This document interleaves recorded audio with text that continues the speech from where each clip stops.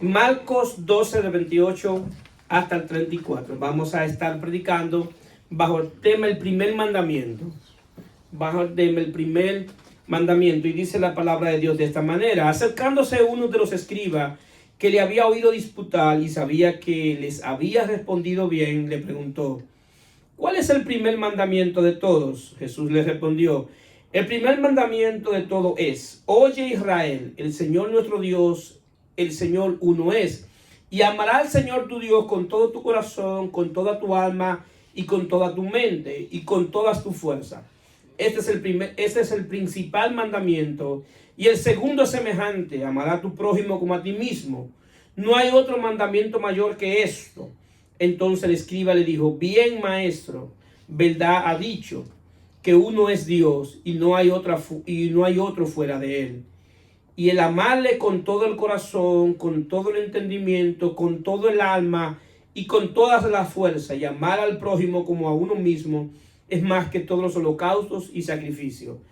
Jesús entonces, viendo que había respondido sabiamente, le dijo: no está lejos del reino de Dios. Y ninguno osaba en preguntarle. La palabra del Señor está bendecida. Ok, cuando hablamos de amor, del amor de Dios, estamos hablando del amor ágape, del amor incondicional. Y cuando hablamos del amor de Dios, no estamos hablando de un amor sentimental, ni un amor carnal. ¿Por qué? Porque el amor sentimental y el amor carnal cambia, pero el amor de Dios no cambia. Dios nos ama sin pedirnos nada a cambio. Eso es lo que se llama el amor ágape, que Dios nos ama porque esa es su naturaleza. La naturaleza de Dios es amor. Dios ama por naturaleza. Nosotros vemos en esta pregunta que le hacen a Jesús que lo que intentan es tentarle. A Jesús lo quiere intentar a ver cuál es la respuesta que él dice sobre los mandamientos. ¿Por qué? Porque Dios se había revelado al pueblo de Israel y se había revelado como un Dios único, como Él es que el único Dios, y que la revelación de Dios es una revelación donde Él establece que Él es el único Dios y que no hay Dios fuera de Él, que no hay nadie que pueda hacer lo que Él hace, que hay cosas que son exclusivamente de Él que Él puede hacer, y esa es amar. No registra en ninguna parte de las escrituras de otro Dios que tenga la capacidad de amar.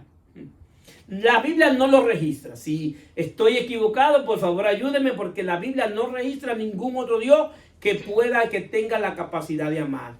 Nosotros tenemos el privilegio de poderle servir a Dios, a un Dios que se revela como un Dios de amor, como un Dios que Él es amor por naturaleza. Ahora bien, recuerden que es una pregunta que le están haciendo al Señor, a nuestro Señor y Salvador Jesucristo, sobre el gran mandamiento. El problema de esto es que siempre habían disputas sobre cuáles de los mandamientos eran los más importantes, cuál era el mandamiento que más teníamos que seguir.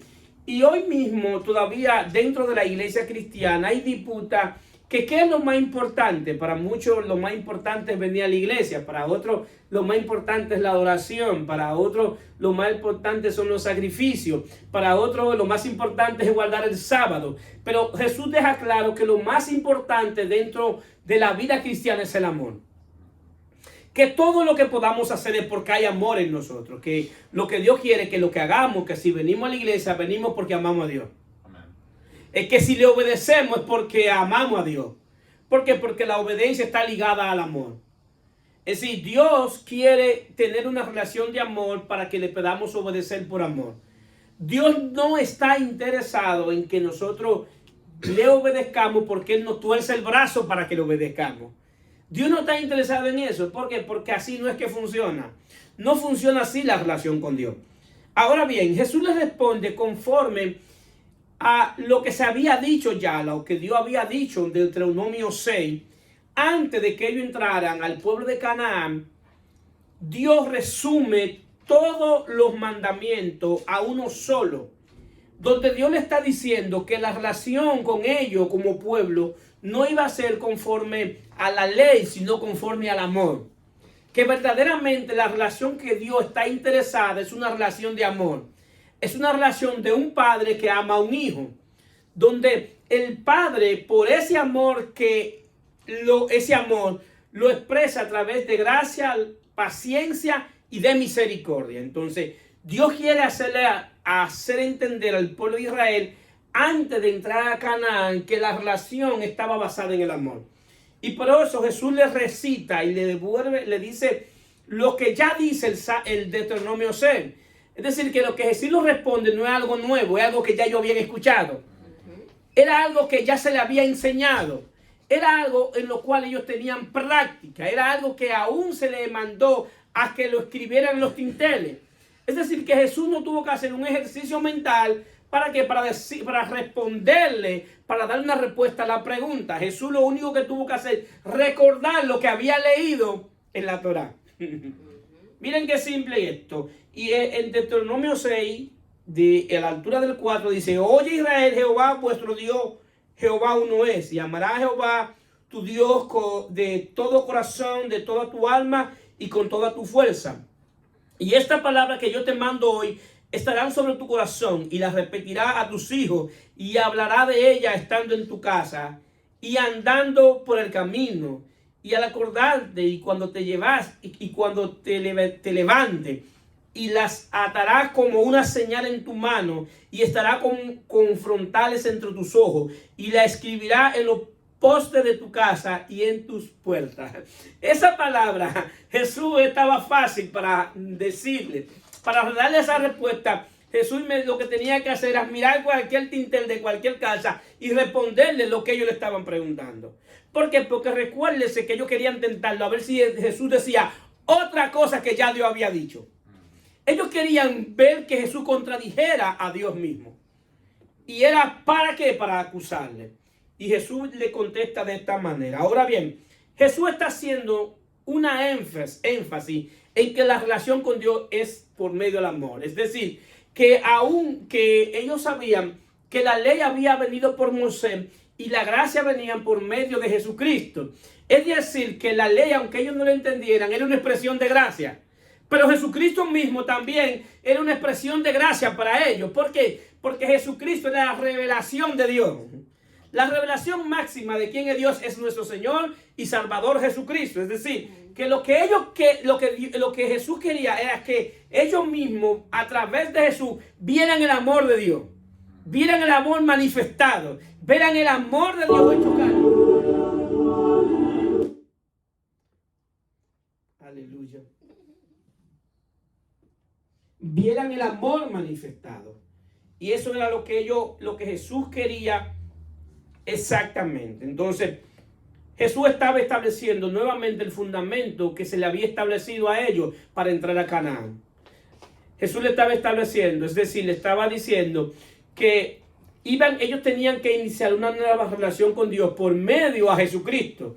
Pero dése cuenta que en esa nueva relación con Dios por medio de Jesucristo, el mismo fundamento que Dios le había dado para entrar a Canaán era el mismo fundamento que Jesús le estaba diciendo. Es decir, que no había cambiado. Que así como en el antiguo pacto la relación era basada en el amor, en el nuevo pacto también la relación es basada en el amor. ¿Cuántos están aquí? Es decir, que ahora bien, pero Jesús le dice que amar a Dios con todo tu corazón, con toda tu mente y con toda tu alma. Está incluyendo el cuerpo espiritual, el ser. Todos nosotros tenemos un corazón, tenemos la mente y tenemos el alma como parte del cuerpo espiritual. Entonces Jesús le está hablando que debe amarlo con todo tu corazón. ¿Por qué con todo tu corazón? Porque en el corazón está lo que se llama la conciencia. La conciencia es el conocimiento de Dios dentro de ti. Entonces, ¿qué pasa? Nosotros todos nacemos con lo que se llama una conciencia moral de quién es Dios. Y es lo que se llama, lo que Dios escribió en los 10 mandamientos, que es la ley moral de Dios, está escrita en nuestros corazones. Ahora bien, ¿cuál es el asunto? Que a través del corazón es que nosotros verdaderamente podemos conocer a Dios. Podemos saber quién es Dios, cuál es su carácter y saber que Dios es un espíritu. ¿Qué implica eso? Que la única manera que yo puedo tener una relación con Dios es por medio de mi espíritu. Es decir, que como Dios es un espíritu, quien se relaciona con Dios es mi espíritu. A Dios yo lo conozco en espíritu. Entonces, ¿qué pasa? El corazón se está catalogado en la Biblia como un depósito. Lo que tú entra en tu corazón es lo que tú vas a manifestar. Si tú en tu corazón permites que entre odio, lo que va a manifestar es odio. Si tú en tu corazón permites que entre envidia, ¿qué tú vas a manifestar? Envidia. Si tú en tu corazón permites que se forme raíz de amargura, ¿qué es lo que tú vas a formar? ¿Qué es lo que tú vas a manifestar? La raíz de amargura. Es decir, que todos nosotros, desde que nacemos, el corazón como un depósito se va formando. Por eso nosotros podemos ver que hay personas que desde la niñez fueron maltratados en su seno familiar. Y hoy, ¿qué es lo que ellos manifiestan? Maltrato. Y no solamente manifiestan que han sido maltratados, sino que son agentes de maltratar a otros. ¿Por qué? Porque tienen su corazón y su corazón fue formado de esa manera. Hay gente que han sido dañados en su corazón. Entonces, ¿qué pasa? Eso es lo que manifiestan. Entonces, ¿qué pasa? Eso es lo que hace que el corazón se cauterice. Lo que se llama cauterizar. El corazón se cauteriza. Esa es la razón por la cual se le da una promesa al pueblo de Israel para el nuevo pacto, que se cumple en el nuevo pacto, que Dios le promete que le dará un nuevo corazón. ¿Por qué? Porque por causa del pecado y por causa de que el hombre ha perdido la sensibilidad en el corazón, necesita un nuevo corazón. Necesita un nuevo corazón. ¿Para qué? Para que se pueda relacionar con Dios, para que pueda conocer a Dios, para que nuevamente tenga sensibilidad a la presencia de Dios. ¿Cuántos están aquí? Amén. Y eso está en Ezequiel 36, 26 hasta el 28, que es una promesa que Dios le da al pueblo de Israel. Y dice: os daré un corazón nuevo y pondré espíritu nuevo dentro de vosotros. Y quitaré vuestra carne, el corazón de piedra, y os daré un corazón de carne. Y pondré dentro de vosotros mi espíritu. Y haré que andéis en mis estatutos y guardéis mis preceptos y los pongáis por obra. Habitaréis en la tierra que di a vuestro padre, y vosotros me seréis por pueblo, y yo seré a vosotros por Dios. Es decir, que Dios está hablando que para verdaderamente tener una relación con Dios por medio al amor debe haber un cambio de corazón. Dios está diciendo que nuestro corazón en términos natural no está capacitado para servirle a Dios, a menos que Dios cambie nuestro corazón y Él nos regale otro corazón.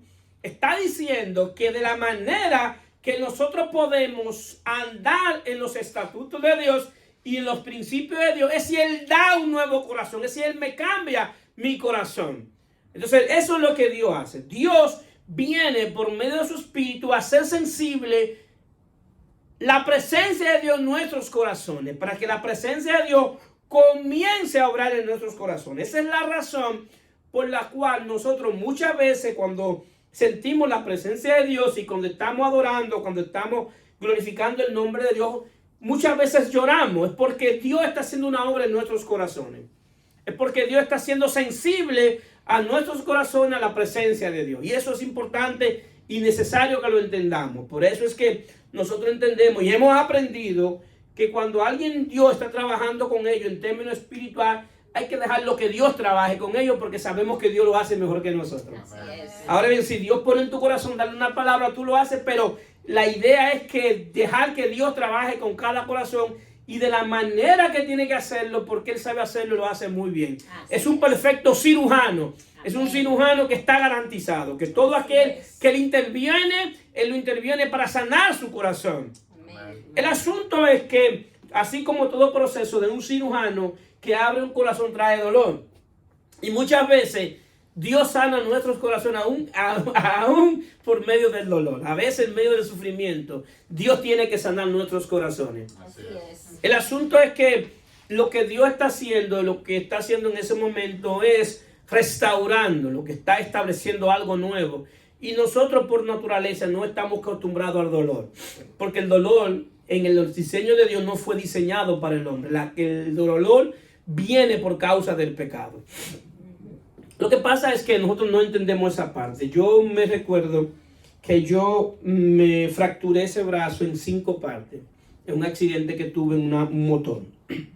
¿Qué pasa? Cuando me llevaron al ortopeda, el ortopeda, aún poniéndome la anestesia, tuvo que hacerme fuerza y presión en el brazo para ponerme el brazo en su forma.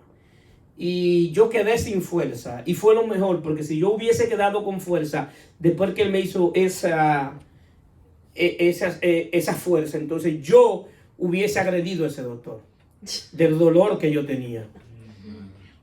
Y yo de ahí me fui muy molesto con ese doctor porque me hizo pasar un dolor fuerte. Ahora bien, en el tiempo, después que me quitaron el yeso, después que yo vi que tuve terapia del hueso, del brazo, yo comencé a decir que el mejor doctor que yo había conocido había sido ese. Pero ese doctor me hizo pasar por un dolor. ¿Para qué? Para poder poner mi hueso en su forma. Bueno, perdón, eso fue que usted no cogió bien la anestesia. Puede ser. Entonces, ¿qué pasa? ¿Qué es lo que quiero decir con eso? Que muchas veces, en medio del dolor, en medio del proceso, nosotros no sabemos que es lo que Dios está enderezando el hueso. Y en el momento, nosotros quizás peleamos con Dios porque estamos sintiendo dolor. Y estamos sintiendo ese dolor ahí, y decimos que Dios no nos ama, que no nos entiende. Pero lo que Dios está haciendo es llevándote al dolor para cuando pase el proceso, tu hueso nuevamente esté derecho. Entonces, es bien claro, es bueno que tengamos claro ese asunto de cómo Dios obra. Y eso es parte de la conciencia que tenemos que tener de quién es Dios, de cómo Él obra. Dios obra por senderos misteriosos, que nosotros muchas veces no entendemos. Y lo peor es que Dios no trata de explicándolo. Ni está obligado a hacerlo. Pero Él lo hace. Él es extraordinario y Él es maravilloso. Entonces, ¿qué pasa? Entonces, también habla de que debemos amar a Dios con toda nuestra mente. Con toda nuestra mente. El joven le agrega amarlo también con el entendimiento. Este joven le contesta a Jesús de una manera que me parece que Jesús quedó impresionado, porque él se ve más allá de la mente, se va al entendimiento. Él le dice, también debemos amarlo con el entendimiento, no solo con la mente, sino con el entendimiento. Por eso, una de las cosas que hace el Espíritu de Dios es liberar nuestro entendimiento. ¿Para qué? Para que podamos entender la palabra de Dios. ¿Por qué? Porque Dios no quiere apagar nuestra mente para que le sirvamos ciegamente. Dios quiere que le sirvamos entendiendo quién es Él, entendiendo su palabra, entendiendo su pacto, entendiendo su propósito, entendiendo cuál es la única manera con la cual yo me puedo acercar a Él, entendiendo quién es Él y que lo que yo entienda de Él, que lo que Él me ha traspasado es lo que yo manifieste.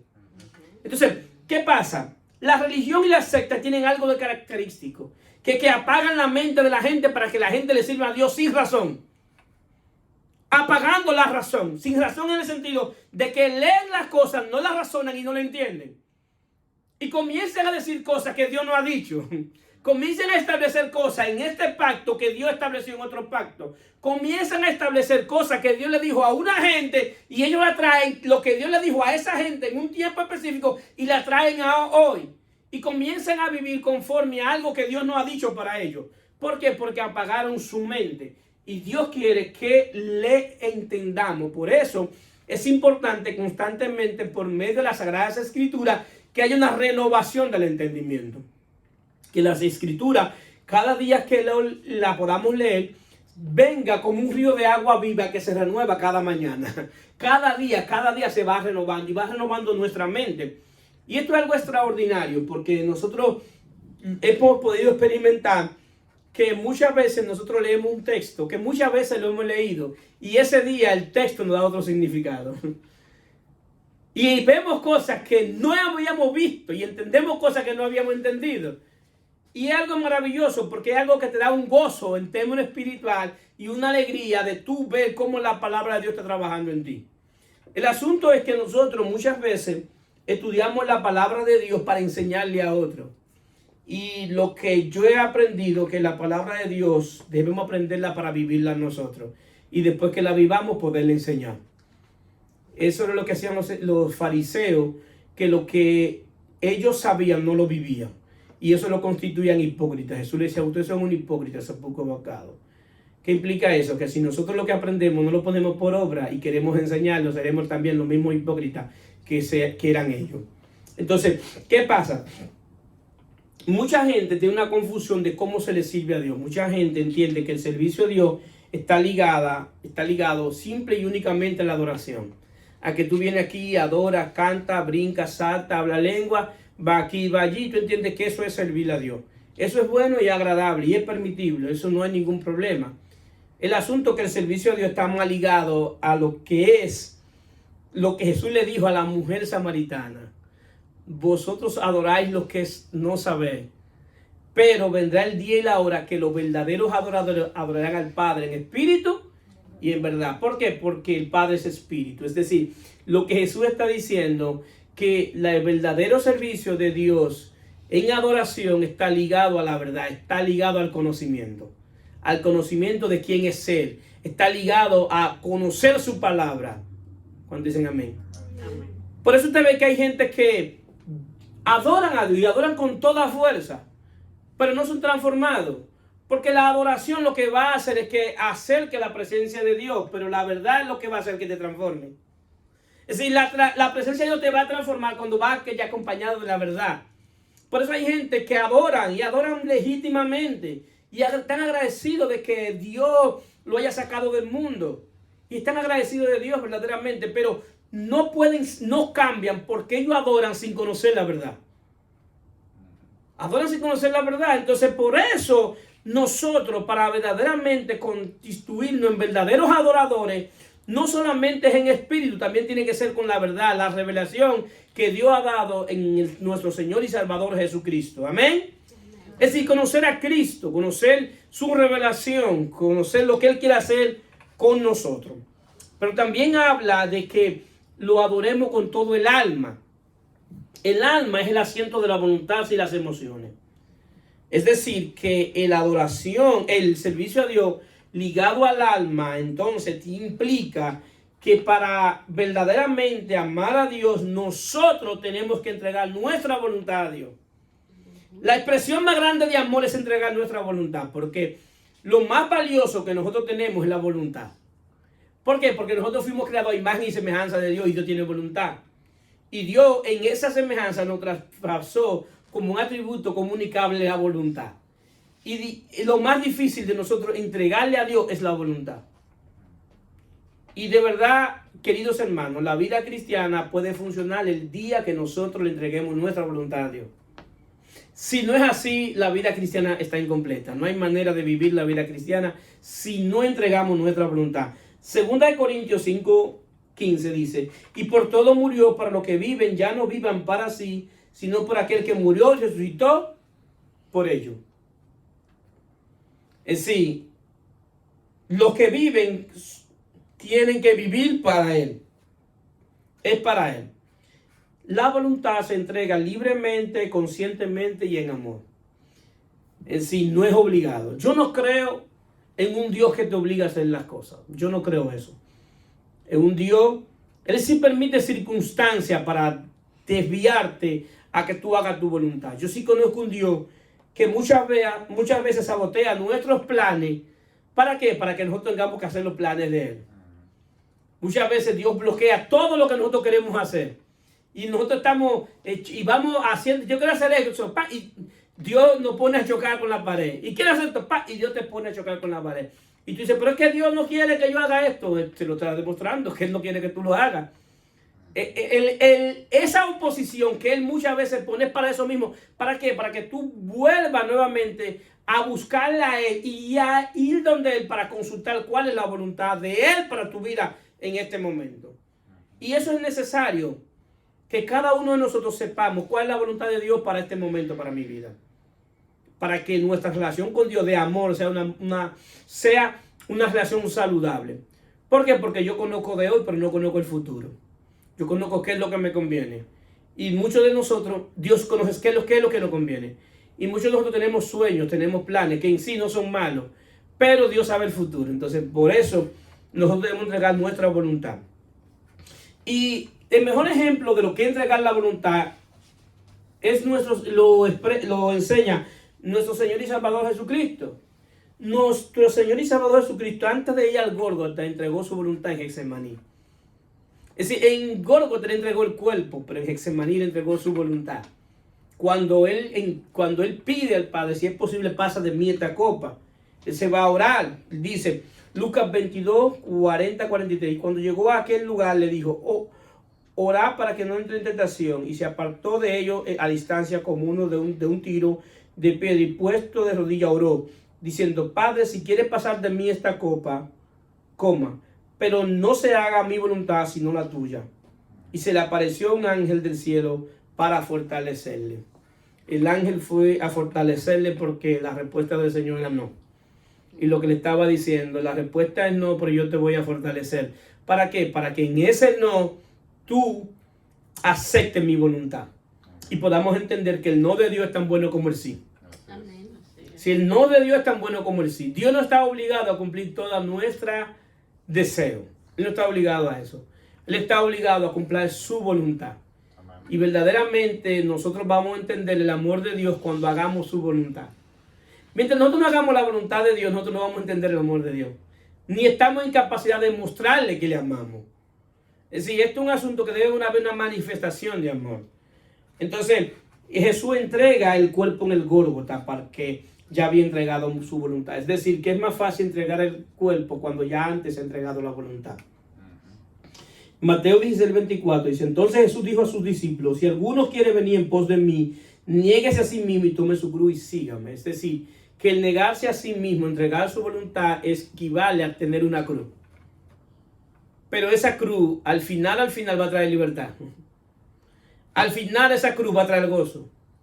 ¿Por qué? Porque Jesús va a la cruz con el gozo puesto delante de él. Jesús no estaba pendiente a lo que estaba sufriendo, sino lo que iba a provocar ese sufrimiento.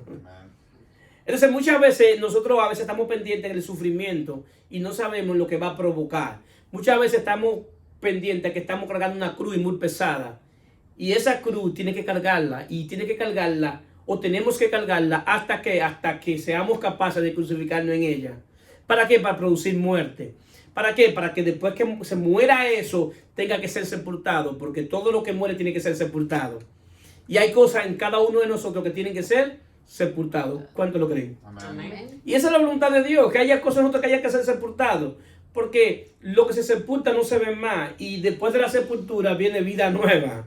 Jesús viene en nueva vida después que fue sepultado. Así es. Aún habiendo muerte en sí, habiendo muerto en la cruz, tiene que ser sepultado y luego resucita al tercer día andando en vida nueva, en un cuerpo nuevo. ¿Para qué? Para enseñarnos que hay cosas de nosotros que cada día tenemos que ir sepultando.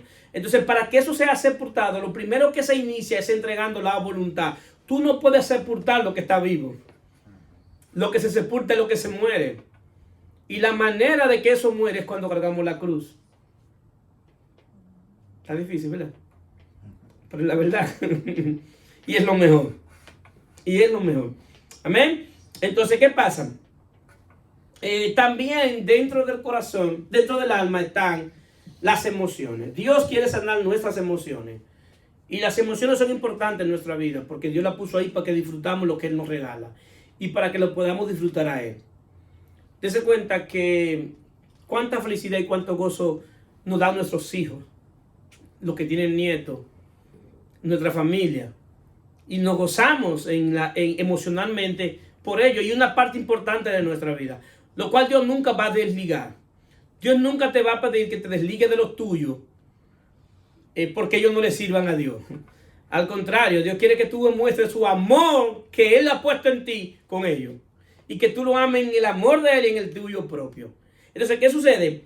Las emociones son los estados mentales o sentimentales que se derivan de las circunstancias de una persona. Es decir, que las circunstancias que yo puedo estar viviendo hoy puede afectar mis emociones. Lo que viví esta semana pasada puede afectar mis emociones.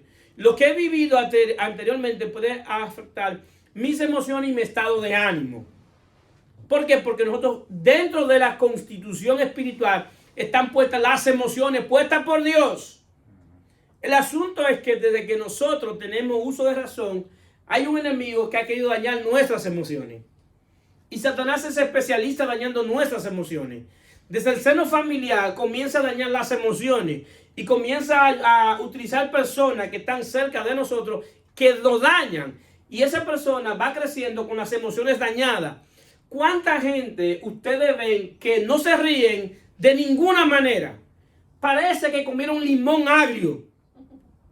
Pero cuando usted investiga su antecedente, cuando usted investiga lo que ha vivido, se va a dar cuenta que quizá esa persona piensa y entiende que no tiene motivo para reír, que no tiene razón para reír. ¿Por qué? Porque sus emociones están tan dañadas que las mismas emociones han perdido la capacidad de gozarse con lo que ha recibido. Entonces, Dios quiere sanar nuestras emociones.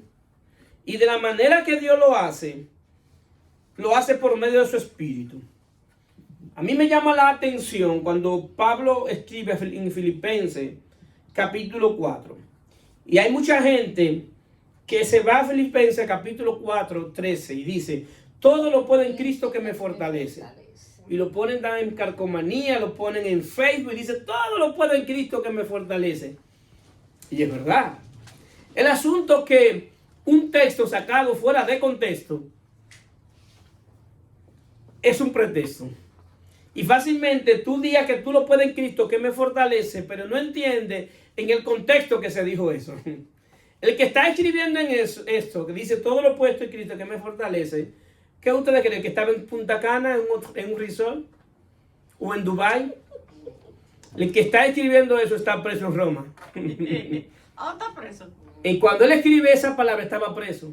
¿Verdad que cambia la razón? Como que solamente con saber dónde él estaba cambia el contexto de lo que le está diciendo. Cuando él está diciendo eso no está pasando físicamente un buen momento.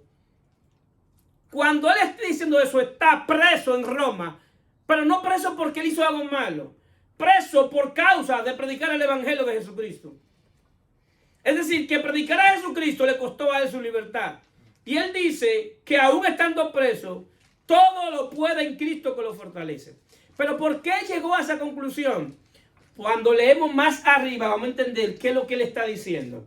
Y comenzamos desde el 11 diciendo, no lo diga porque tenga escasez, pues he aprendido a contentarme cualquiera que sea mi situación. Las emociones deben ser sanadas. Yo estar contento y gozoso cualquiera que sea mi situación. Sé vivir humildemente y sé tener en abundancia. En todo y por todo estoy enseñado, así para estar saciado como para tener hambre, así para tener abundancia como a padecer necesidad. Todo lo puedo en Cristo que me fortalece. Lo que hizo que él pudiera fortalecerse en el poder de Cristo era que él había aprendido a soportar cualquiera que sea su situación. Cualquiera que sea nuestra situación que estemos viviendo, es aprender a vivir con esa situación. Hay situaciones que son pasajeras, hay situaciones que son momentáneas. Hay situaciones que duran más que otras. Hay situaciones que quizás mientras tengamos vida vamos a tener que vivir con ellas. Pero esas situaciones, ¿qué es lo que él nos está haciendo entender? Que debemos aprender a vivir con esa situación. Hay situaciones que nosotros podemos cambiar, que están en nuestras manos. Pero ¿cuántas hay que no están en nuestras manos? Que no están en nuestras posibilidades. Muchísimas. Hay realidades en nuestra vida que son difíciles de llevar y que nos hacen sufrir. Y ese sufrimiento tú no le puedes decir a la gente que no sufra. Es inhumano decirle a alguien que sufra por un momento que está viviendo. ¿Por qué? Porque también nosotros somos seres humanos. Y las cosas humanas también nos afectan en términos espiritual. Y es inhumano decirle no sufra por eso. El sufrimiento después de la caída ha venido a ser parte de la vida humana. Aunque el sufrimiento en sí mismo no tiene ningún mérito, pero muchas veces Dios utiliza el sufrimiento para purificar nuestra alma. Muchas veces Dios usa el sufrimiento ¿para qué? Para que aumente nuestra fe. Otras veces para la confianza. Otras veces para depender de Él.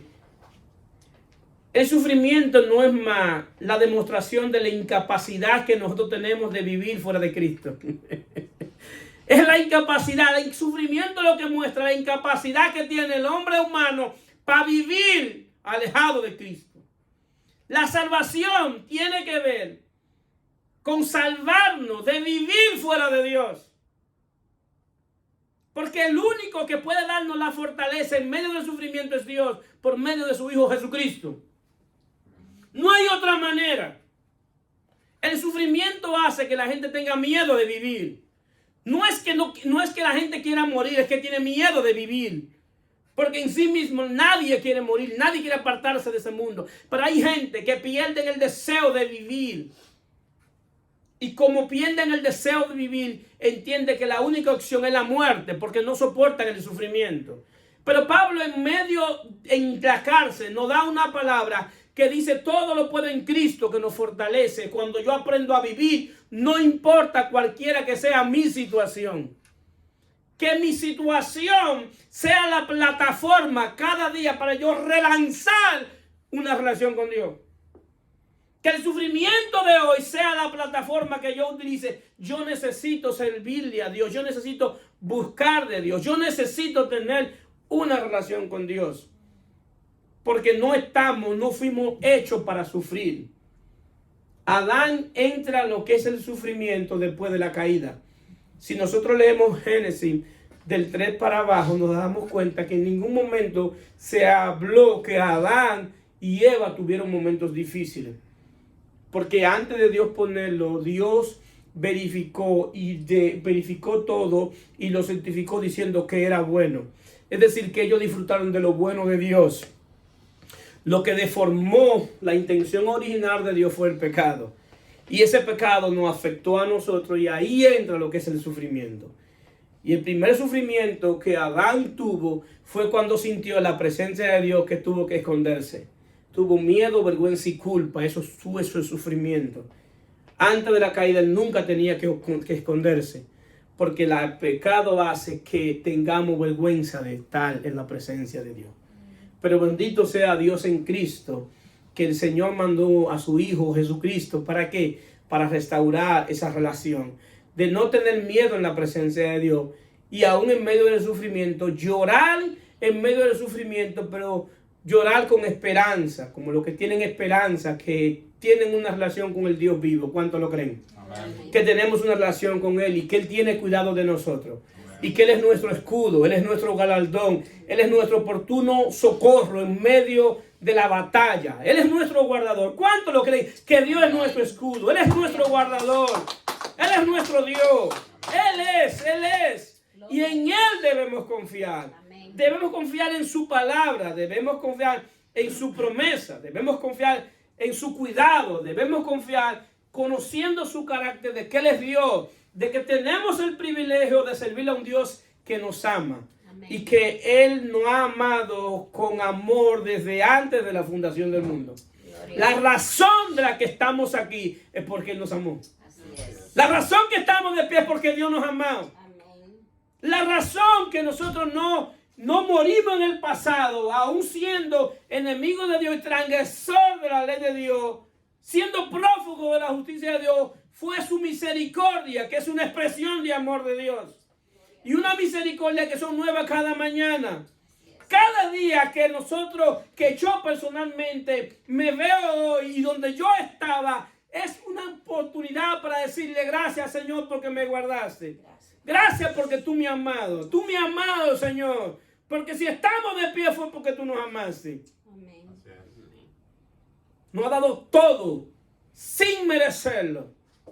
Porque no es que lo que tenemos porque no lo merecemos. Porque hay muchos que han trabajado más que nosotros y se han esforzado más que nosotros. Y de la noche a la mañana han perdido todo lo que consiguieron. Es decir, que aún lo que tenemos ha sido por su gracia. Si tenemos empleo es por su gracia. Si tenemos esposa es por su gracia. Si estamos en este país ha sido por su gracia.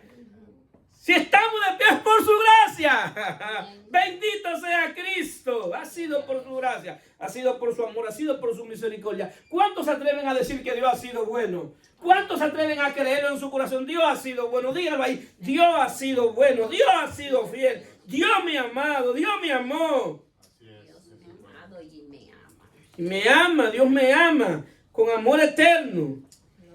Y aún cuando partamos de este mundo, vamos a estar en la presencia de Él. Así es. Y lo mejor de todo es que no vamos a querer volver.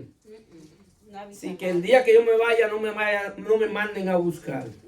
Que no vuelvo. Me pueden ofrecer lo que me ofrezcan y no vuelvo. No he visto a nadie que diga. Pablo dijo que no sabe si que era mejor si estarse aquí por bien del Evangelio o quedarse con Él, porque Él vio cosas extraordinarias y maravillosas para los que le aman. Ahora bien, el amor de Dios se manifiesta dando. El Padre dio a su Hijo, el Hijo dio su vida y el Espíritu Santo da dones, ministerios y da fruto. Amén. Es decir, que el amor se manifiesta dando. Y lo mejor que yo le puedo dar a Dios es mi vida. Completamente. No parcial. Cuando habla de amar a Dios con todo tu mente, todo tu corazón y toda tu alma, es con todo tu ser. Eso también se considera un hebreísmo, es decir, con todo tu ser. Si tú no solamente puedes hablar a Dios con el corazón, si también no lo amas con tu mente. Tú no puedes hablar a Dios solamente en términos espirituales si no lo amas con tu mente, porque la mente está ligada a las cosas del espíritu. El corazón muchas veces se utiliza como mente y la mente como corazón. ¿Por qué? Porque son intercambiables. Es decir, que están íntimamente relacionados. Ahora bien, si nos damos cuenta, le están hablando de un solo mandamiento. Y es el principal mandamiento, pero Jesús va más allá. Y le dice que también debes amar a tu prójimo como a ti mismo. Y la razón, en 1 Juan 4, 20, 21 dice, si alguno dice yo amo a Dios y aborrece a su hermano, es mentiroso, pues el que no ama a su hermano, a quien ha visto, ¿cómo puede amar a Dios que no ha visto? Y vosotros tenemos este mandamiento de él, que el que ama a Dios ama también a su hermano. Es decir, que aunque Jesús le habló de otro mandamiento, Jesús le está diciendo, es el principal mandamiento. Y se ve como que son dos. No son dos, es uno. Porque el que ama a Dios tiene que amar a su hermano. Si verdaderamente ama a Dios, ama a su hermano. Sí, es imposible que tú me digas que ama a Dios y no ama a tu hermano. No es posible, no hay manera. Si en verdad ama a Dios, va a amar a tu hermano. ¿Por qué? Porque cuando tú amas a Dios, porque Dios ha derramado de su amor en tu corazón. Y capacita tu corazón para amarlo a Él y amar a tu semejante. Es decir, la obra del Espíritu es tan extraordinaria porque en Romanos 5:5 dice, y la esperanza no avergüenza porque el amor de Dios ha sido derramado en vuestros corazones por el Espíritu Santo que nos fue dado. El Espíritu Santo viene a nuestro corazón para sanar nuestro corazón, para sensibilizar nuestro corazón, para devolver la capacidad de amar del corazón. Y cuando la capacidad de amar del corazón se ha sido devuelta, entonces es que verdaderamente podemos amar a Dios. Y cuando amamos a Dios, somos una fuente de amor para amar a nuestros hermanos. Y no es el hermano con el que me es fácil, es aún con los hermanos que me son difíciles. ¿Por qué? Porque amar a un hermano que me es fácil amarlo, no hay mérito. Mérito es amar a aquellos que son difíciles de amar, a aquellos que no se dejan amar. Y a aquellos que nosotros entendemos que no merecen que los amemos. Y entonces la palabra dice, no, tú tienes que amar a un aunque no se merezca que la amemos. ¿Por qué? Porque ese fue el pensamiento que hubo en Cristo Jesús, que nos amó sin nosotros merecer que fuéramos amados por Él. Pero Él lo hizo porque Él decidió amarnos. ¿Por qué? Porque el amor tiene que ver, que es un amor espiritual, pero también tiene que ver con el amor mío propio, que es una decisión de amar. El amor espiritual es cuando el Espíritu de Dios viene a ti y tú lo amas con el Espíritu de Dios, pero también debe haber el amor humano y ese amor yo tengo que decidir amarte. Entonces cada uno de nosotros tenemos que decidir amar aún aquellos que son difíciles de amar. ¿Cuántos dicen amén? Amén. Entonces, de ahora en adelante ya ustedes saben cómo es el asunto de esto. Del primer y gran mandamiento. Que aunque parecen dos, es uno solo. Se pueden poner de pie. Bendito sea Cristo, poderoso Dios.